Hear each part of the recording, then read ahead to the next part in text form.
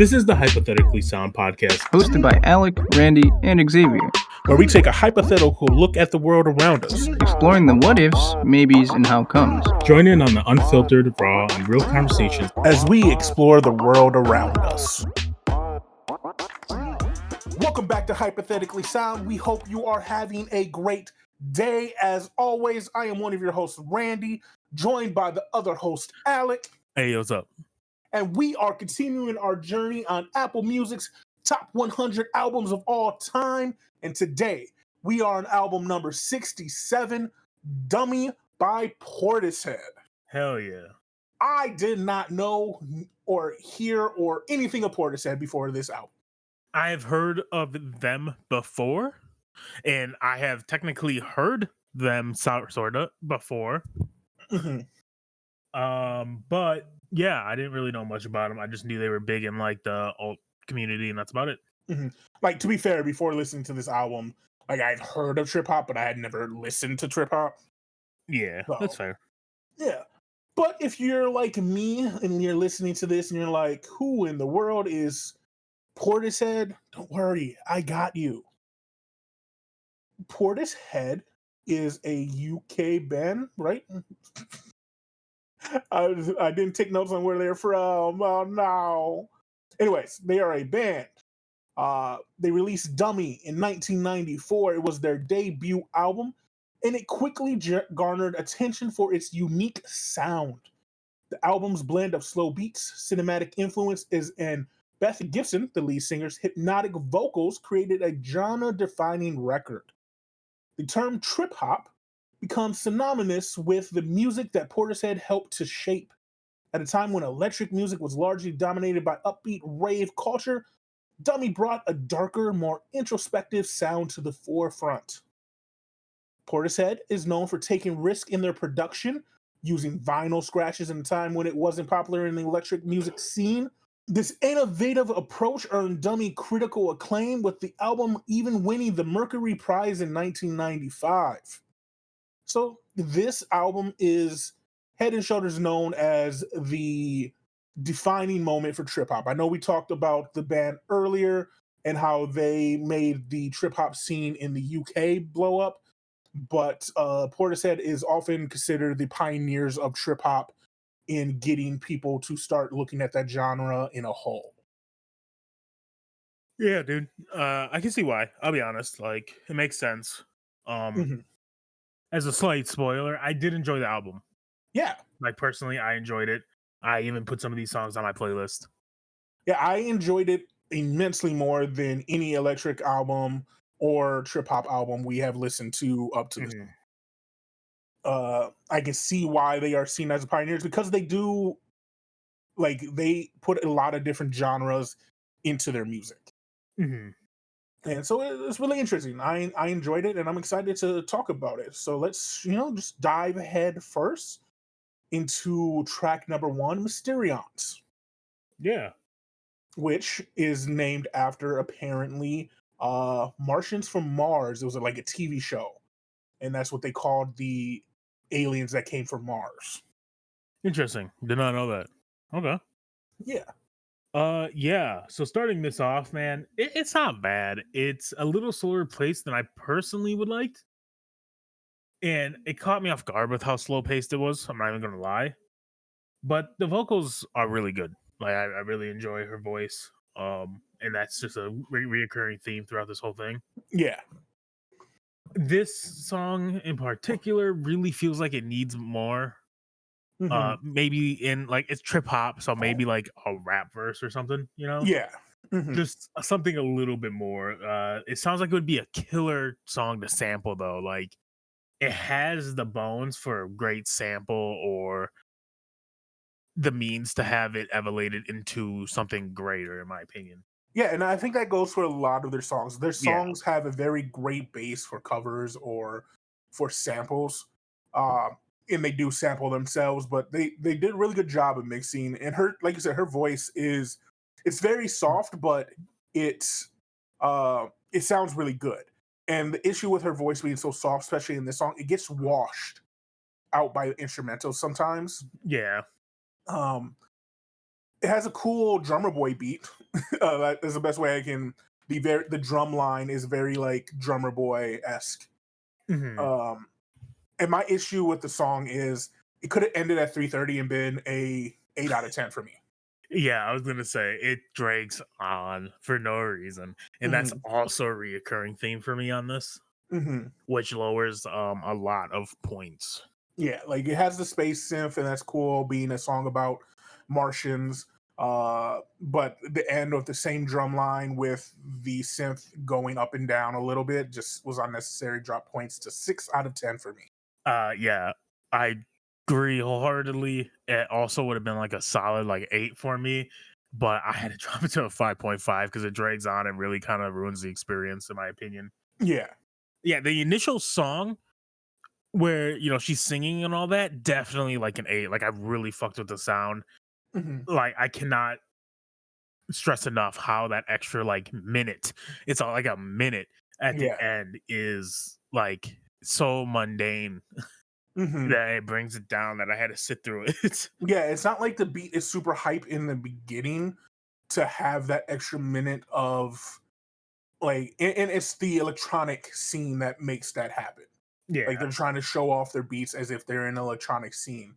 And it's just unnecessary because there's nothing hype, there's nothing added to it to make it stand out from what we listened to for the first 4 minutes. Yeah. So I had to give it a 5.5 out of 10. Which is fair. Yeah. But it moves us on to the second track on the album, which is Sour Times.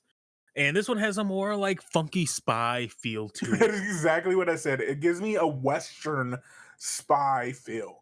Like at first I'm like, oh, it has like a little Western twang to it. And then I'm like, oh wait, that's a spy sound, spy movie sound. Yeah, yeah. And then like her voice has like, it sounded like I was watching like if 007 was made in like the 40s. Yeah, yeah. I thought it sounded good, and I really liked her voice on this track compared to the first track. Yes. However, even though it flows well and it's a super clean sound and all that, Hmm. it also just drags, man. It drags on at the end again. Yeah, that's fair. I And didn't mind it as much, the dragginess on this one. oh man, I feel like if you have a 4 to 5 minute song and over a minute of that is a mundane instrumental, you Hmm. probably didn't need to make a 4 or 5 minute song. Uh Personally, I gave this a 6 out of 10 after deducting my points. You see how harsh I did it on the first song. It's about as like this again is like another solid like 8. Yeah, I didn't take note on it dragging on, so obviously I didn't mind it too much. I gave it a 7 out of 10. Like in my opinion, the bass song is like 7.5, 8, Yeah, like that's fair. easy. Hmm. But And that moves us to track number 3, Strangers. And by the way, I forgot to say this is 11 track album, yeah, just like our 49 minutes, quick listen. yeah. So yeah, track number 3 is Strangers. And I thought it had a more funky trip hop beat for the first one. Like it had like it's made in 94. It has the 90s sound in Mhm. this one. But I like it. Like it sounds good. It's nice, it's funky. It got me into it and it kept my attention. Yeah, so what's insane is I actually wrote that this beat reminds me is like gave me big nostalgia. It reminds me of like some early 90s anime or early 2000s anime that would be on like Adult Swim. Hmm. For reference, I was like 4 or 5 when I would experience this. But you fall asleep with like Cartoon Network on, and you wake up to Adult Swim to some weird trip hop anime like Samurai Champloo or I don't even know if Paranoia Agent had it, but like that's what it reminds me of, right? Yeah. Or Fooly Cooly, things Hmm. like that. Like it just reminds me of an anime intro. Yeah. Um, and this song's unique because when the first verse hits, it cuts the beat Yeah. for like a very simple like tune, and she is the focal point, which I actually really dug. I thought that was super sick. Yeah. Yeah. I Um, agree. and it and then they bring it back, the beat back for verse 2. And yeah, I liked it a decent amount. Hmm. They did have this weird instrumental break that like didn't fit at all Yeah. for like 10 seconds. It was a very quick, random they added a flute or some shit. I don't even know, bro. It was weird. It's just them trying to show off different elements, apparently. But yeah. Would you end up rating it? I gave it a 7.5 out of 10. I gave it a 7 out of 10. Yeah, pretty close, pretty close. Yeah. With that being said, it moves on to It Could Be Sweet. So this isn't a knock to her. I think it's more of a knock to 90s music in general. But her vocals sound very early YouTube quality. Uh, like people who are making music in like the early YouTube stages. Like if you were to go back and listen to some of those artists like Tori Kelly and stuff like that, it sounds like that. Before they got popular, before they hit uh like good quality production. That's what I got from this track. Like it's not bad by any means. It's a nice slow song, but that's just what it reminded me of when I first started listening to it. Yeah. I actually wasn't feeling this one as much as the last song. Hmm. The beat sounds like one of those copyright free sounds you can get on YouTube. And that's part of it too. Is the beat? Everything just sounded like an early YouTube music video. Yeah. Um, yeah, and also it didn't sync up either. Like it feels Yeah. like her voice just didn't sync up with Hmm. the music correctly. Like she recorded in one booth while they were working in another, and they're like, "Okay, you have 2 hours to finish. We have 2 hours to finish," and then they Hmm. came together, put it together super quick, and that was it. Yeah, that is exactly what it feels like. I gave it a 6.5 out of 10. Um, because it also drags out for like a minute at the end with this copyright free ass sounding song, I gave it a 5 out of 10. This is That's understandable. this is probably my least favorite song on the album. That's fair. That's fair. I have other ones I don't like. No, that's super fair. Which moves us on to Wandering Star. Yeah. Which Go ahead. Sorry. I was gonna say I completely fuck with this song. Hmm. I think the beat is killer. Her cadence and delivery on her like singing is insane. Yeah. It's a very like tame and chill song, but it's also I don't know. It feels good. It sounds good in my head. Hmm. Has even like a little instrumental break where they be doing some like record scratches and shit. Yeah. And it just sounds good. Like they one thing they do really well is with the record scratchers is not going overboard with it. Yeah. No, Like they they use put it. them in, yeah, They use it really, really well. yeah, it's insane. I gave this track a 6 out of 10. I want to give the score before and then explain stuff after. Uh, I said earlier this album is head and shoulders better than other trip hop albums, and that's true. The song is good. The lyrics are good. The sound is good. It's an easy listen. I enjoy it.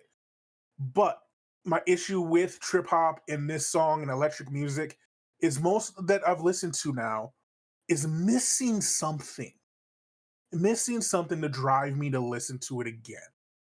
Like I'm not expecting it for every song, and like songs are different, and I get that, but it's just missing something that takes it over the edge that I get in hip hop, that I get in pop, that I get in rock. Like, and this album is missing. Like, I do have a song that I rate decently high, but still, I feel like even that song is missing something to give me a reason to want to like listen to the song and be a top of my playlist for a couple weeks.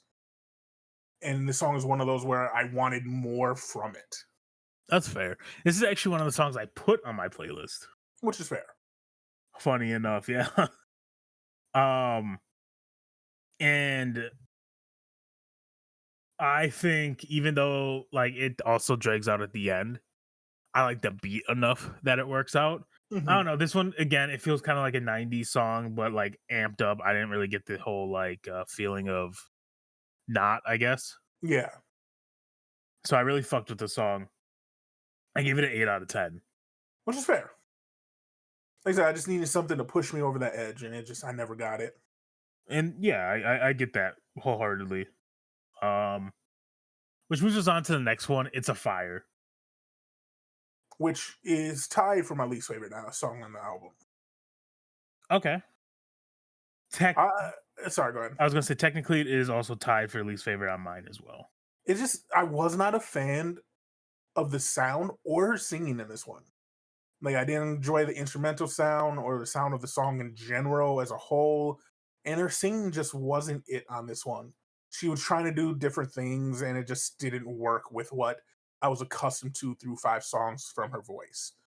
Because she does different things in the first 5 songs with her Mhm. voice. In this one, she tried something different, and it just did not work for me. Yeah, that's fair. I gave it a 5 out of 10 as well. The only positive I had, like main positive I had, was that Mhm. it didn't drag Yeah, at yeah. the That's, end. that's the only thing is it was a pretty quick song. Yeah, 5 out of 10 I thought was more than generous. Because it's not bad. It doesn't sound bad. It just I didn't enjoy it. Wasn't a fan. Which moves us to track 7, which is "Numb," which also ties for my least favorite song on the album. It was a different sound. It was decently innovative for the '90s, Mhm. but again, just wasn't a fan of the sound. Like I props for being innovative, props for trying different things, trying to carve your own path. But this is just one of those ones where it's like, yeah, in the future you don't have to go with that again. Yeah, that's fair. I like this one slightly better than "It's a Fire." Hmm. I was surprised to see that this was the lead single. Oh, was it? Yeah. I thought Glory Box was it. Oh no, I thought sorry, I thought it was Mysterions or something was the lead single, and then it didn't hit, and then Glory Box hit, and then they re-released their first single. Incorrect.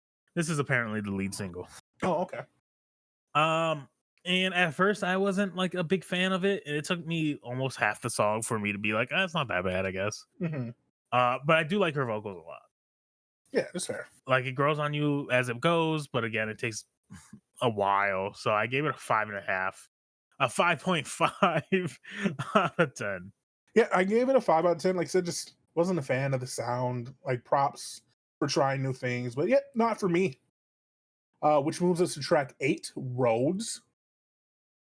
What did you think? This has like this weird, hauntingly sad sound. Yes. Um, I fucks with it because I'm a little Hmm. emo boy at heart, Hmm. and the instrumental actually kind of goes crazy.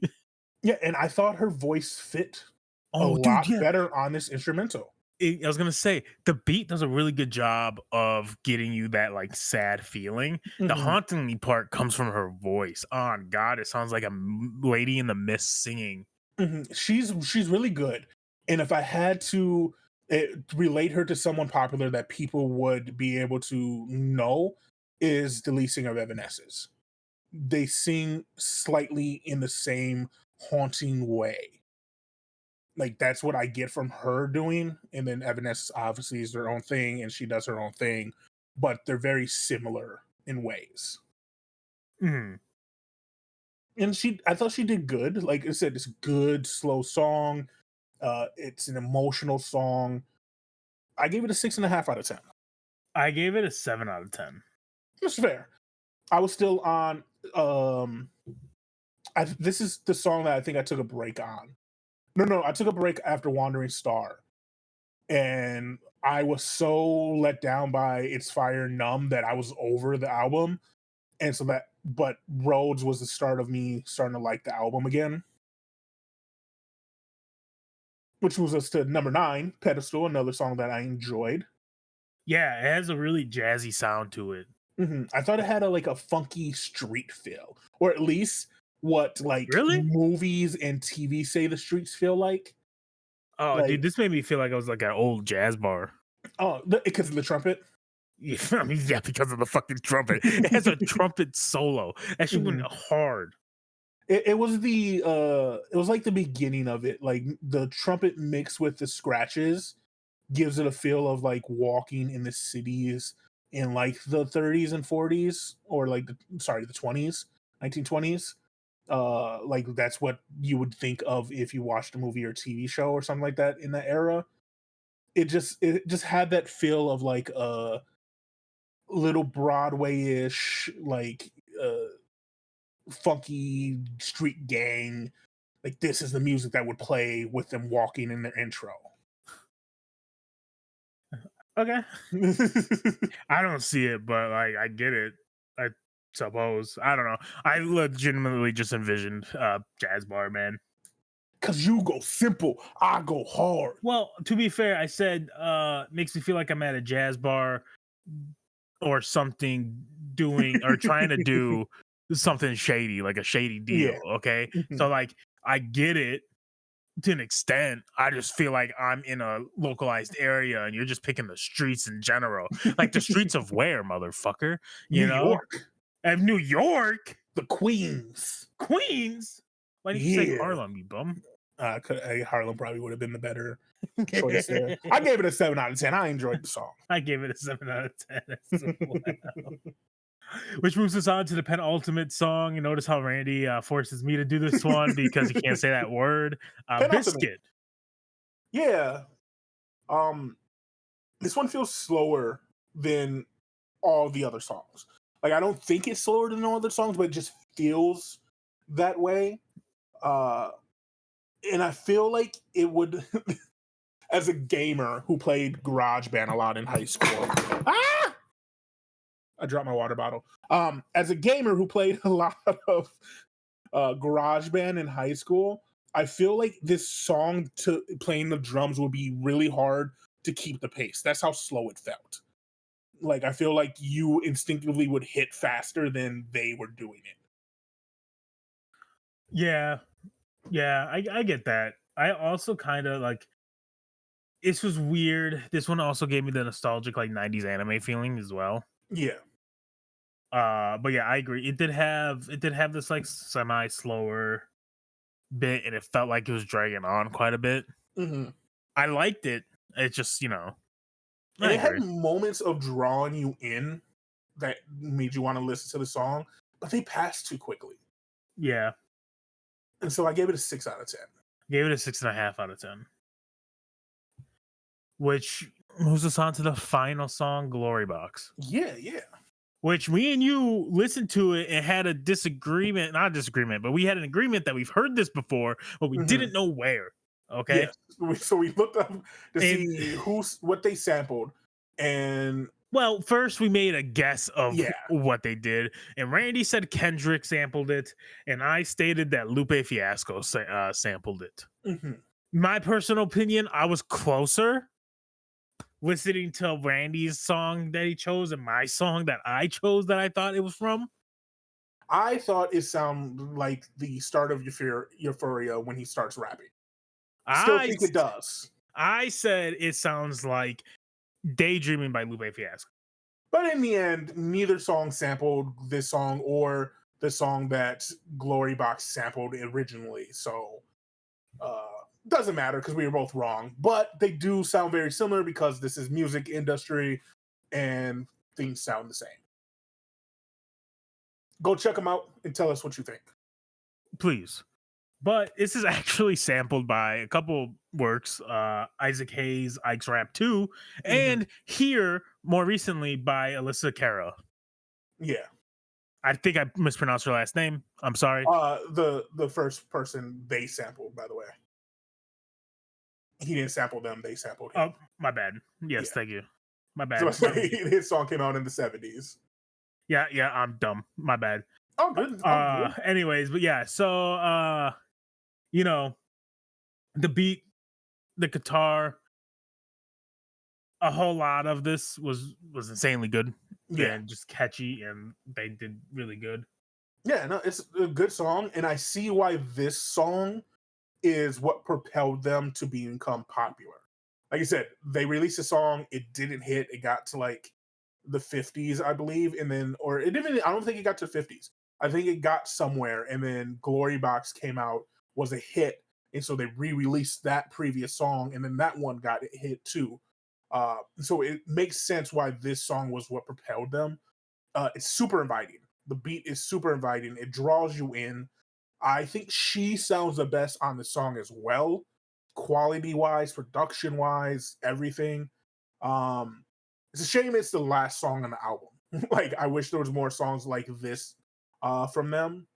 But I really did enjoy it. This is my highest rated song. It's my favorite song on the album. I gave it an 8 out of 10. I ended up also giving this an 8 out of 10,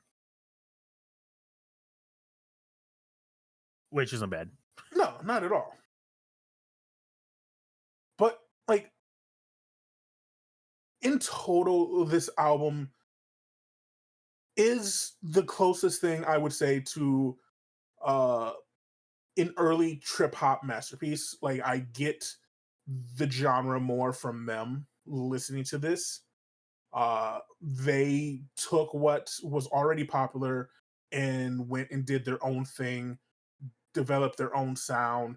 It has its misses. Every album has its misses, but I think they did a really good job of developing their sound throughout the album.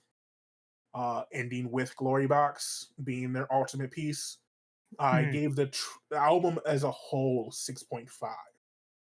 I also ended up giving it a 6.5, although I did really like it. A lot of the songs dragged out. Like I do have a couple of songs on my playlist, and I think their initial sounds are really good. It's just, yeah, again, it drags out a lot, and there are a couple misses on the album, but overall, I think it's good. Yeah. I think it was worth the listen. Oh yeah, definitely. I'm glad I listened to it. It gives me more appreciation for them, for trip hop. But with that all being said, we hope you guys go and listen to the album for yourself. It's worth the listen. You might find some new favorite songs, some chill songs. But we know why you're here. We know what you've been waiting for this entire time. This 29 minutes. You've been waiting for your shout out from Alec. Yeah, man. Shout out to all the people that aren't afraid of the AI overlords that are coming. Hell yeah. We ain't scared of no bitches. Oh God. I wish Xavier was here so I could argue with him again about it. Because, like, realistically, in our lifetime, and by our lifetime, I mean me and Randy's were 30, or in our 30s. We probably won't get to experience AI powerful enough that like they're walking around themselves, like as like what you would think of a fantasy, whatever. Yeah. We won't be able to see that shit, or when we do, we'll be old as shit, right? That's like 50 plus years down the road. I personally believe. Like I'm sure we'll have a few that are walking around doing whatever, but they're not like going to be like mass produced like you see in like movies, right? And I also think a lot of people have this weird fear of AI, right? Yeah. Because of Hollywood and writers and stuff. It's kind of like zombies. It's a fear of zombies too, right? And like diseases, even though physically zombies could never be feasible, like a feasible threat. Yeah. 28 days later, zombies, a little different. But even then, you just hide for 2 weeks and they die because of starvation. All I'm saying is, you know, if you ain't scared of the AI thing, you a real one. You know what's up. That was a long-winded way of saying it, but I appreciate it. They appreciate it. And yeah, man, it's hypothetically sound. We did the sound portion. I'm giving fucking hypotheticals. Be happy that I'm combining the title together in one, my G. I mean, yeah. I appreciate it. I appreciate you. I appreciate all of you at home for listening. As always, you can find us on all the social media sites under Hypothetically Sound. If you haven't seen our stickers, go to our TikTok or our Twitter or our Facebook. They're all over the place. See them. They're amazing. Alec did a great job on them. Thank you. And as always, we hope you have a great day. Deuces. Bye. Thank you for listening to Hypothetically Sound. We hope you enjoyed the episode. All episodes can be found at hypotheticallysound.podbean.com, as well as on Apple, Spotify, and Pandora. For full unedited video versions of the podcast, please visit us at youtube.com/hypotheticallysound.